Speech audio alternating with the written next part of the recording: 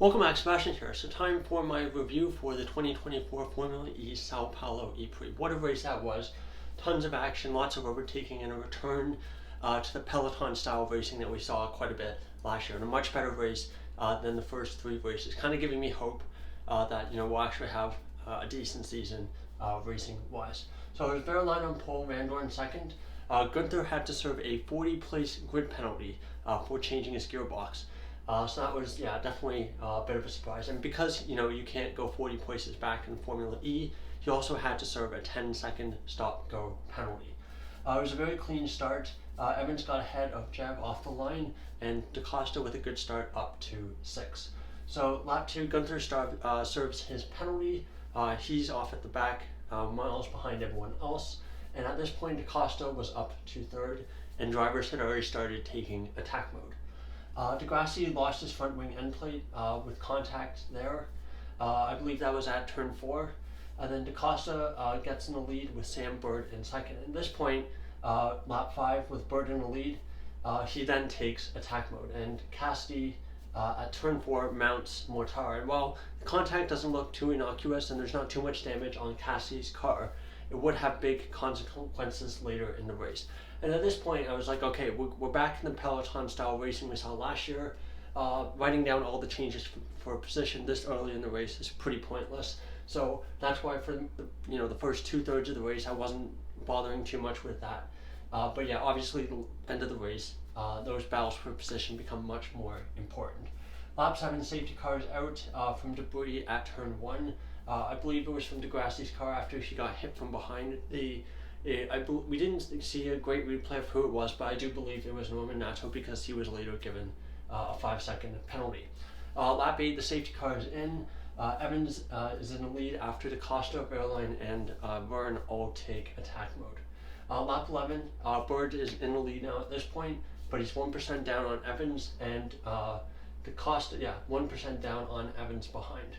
DaCosta, and then Gunther making his comeback. So the safety car really helped him at this point in the race. After taking that stop-go penalty, with the safety car, he was able to kind of get back to the back of that train. And at this point, showing really good pace, and he was up to P16. Lap 12, Dennis was suddenly up to P4, so made a bunch of positions up right there. And he was in the lead by lap 13, so making a really aggressive push around the 1/3 mark of the race. Lap 14, Muller had basically gotten some damage on his front wing.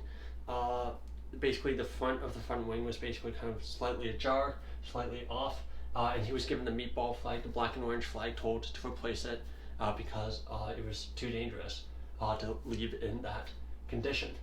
Lap 15, Bird retakes the lead. Both Mahindras missed turn 1, and they dropped a bunch of positions because if you miss turn 1, you have to stop completely and then rejoin the track. They dropped well out of the field. I believe they were on the edges of the points there before that. Lap 16, Cassidy, this is the big moment of the race. Cassidy's front wing fails basically. And we didn't really see a great replay of what happened leading up to it, but it seemed like the damage from here, lap 5, suddenly became a lot worse. And basically the front wing failed, it went underneath the tires, he couldn't steer, and he basically understeers into the wall because he can't steer. Damages the rear right tire, loses the tire, a lot of just superficial damage. But anyway, he's out of the race, so that's a big blow to his championship. He was running in a good position too, I believe P6, P7, so and given how things ended, he could have easily ended up on the podium, so that's a big haul of points lost for Cassidy. And anyway, the safety car comes out. Gunther at this point is up to P9, so up into the points from 22nd and a drive-through penalty. So great race from him. Lap 19, the safety car was in. Verline was 2.2% up on Bird. So Bird, despite being in the lead, it looked like he was going to be in danger at this point because a lot of the cars behind had 1%, 2% more energy than him. And on a track like this, where you could overtake, it's much harder to defend your position when you have a power energy disadvantage. Lap 21, Dennis overtakes DaCosta for P4 at turn 1. Lap 24, Gunther overtakes Van Dorn for P8. Lap 26, Muller was stopped at turn 1. We didn't see exactly what happened, but I'm guessing he missed turn 1 for whatever reason. Went to stop, and then the car never got going again. It would eventually get going, but he would basically end up a lap down. De Vries then got damage on his front wing after making contact with Nato at turn 3. Lap 28, Dennis was 3% up and Verline was 2% up on Bird, who was still in the lead, so they looked like they would be quite dangerous towards the end of the race.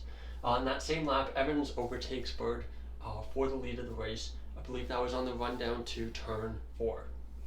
So get 3 added laps, so the race would go until lap 34 at this point, and Dennis overtook Verline for P3.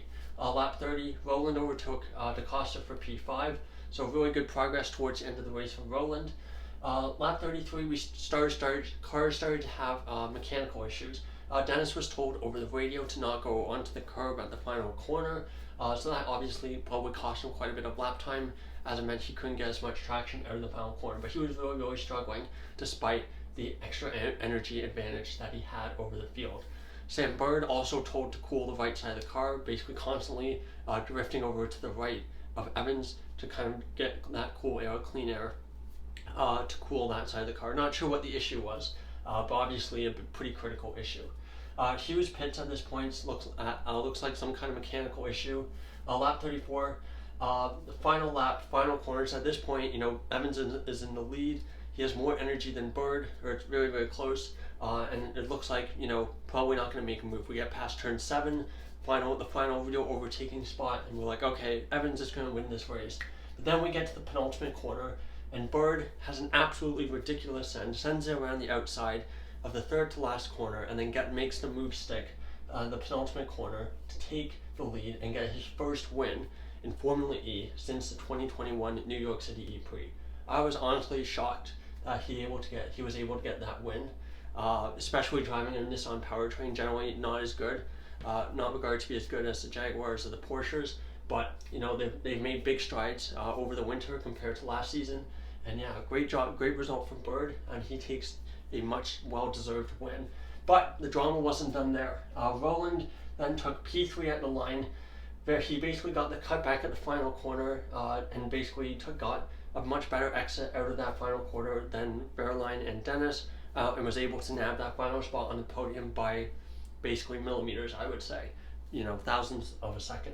But yeah, great result for Roland, back-to-back third places on the podium. So, taking a look at your final result, of course there was a Bird win, first win in a long time. I think it was 36 races, they said. Evans second, I think he'll be a bit disappointed with that, and then Roland in third. The other point scorers were Verline in fourth, Dennis fifth, DaCosta sixth, Vernon seventh, 8th was Van Dorn, 9th was Gunther, and Buemi was 10th. He also got the extra point for fastest lap. Outside the points, we had Fenestras, Mortara, Degrassi, De Vries, Daruvula, Tictum, Nato, and Fines. Your 3 DNFs were Hughes, Muller, and Cassidy. And we have Seti Kamro down here in green. He got disqualified for using too much energy, so I believe he finished P16 on the road, so doesn't really affect the final results too much, but yeah, you obviously would prefer not to get disqualified from the race. Now, finishing up with the championship standings, Cassidy stays in the lead of the championship with 57 points, but his lead has shrunk a lot. He only now has a 4-point buffer over Pascal Verline with 53 points. Evans moves up to third with 39 points, tied with Jev. And then fourth is Dennis with 38. Sixth is Bird, moves up quite a lot with that win. 37 points for him, and then 7th is Roland with 33. 8th is Gunther with 22, 9th is Buemi with 20, and then 10th is Fines with 19. Then Hughes is in 11th with 18 points, Van Dorn 12th, also on the same score. And then 13th is Nato with 9, 14th is Fenestras with 8, 15th is Costa with 8, finally getting his first points of the season. Let's hope that from now on he's able to get consistent points results and maybe even a couple podiums, and maybe even a win for the rest of the season. Seti Kamra 16th with 2 points, and then the drivers in the bottom 3 teams plus Daruvula with no points. So Mortara, Muller, Degrassi, De Vries, Daruvula, and then Tictum last all on no points. So really exciting ePrix, a great change of pace compared to the recent F1 races that we've had, and even the first 3 Formula E races that we've had. So great that we had a great race. And yeah, looking forward to the next one in Tokyo. which will be in 2 weeks' time. I'll be back tomorrow with my power rankings for the Sao Paulo ePrix. Thank you so much for watching, and goodbye.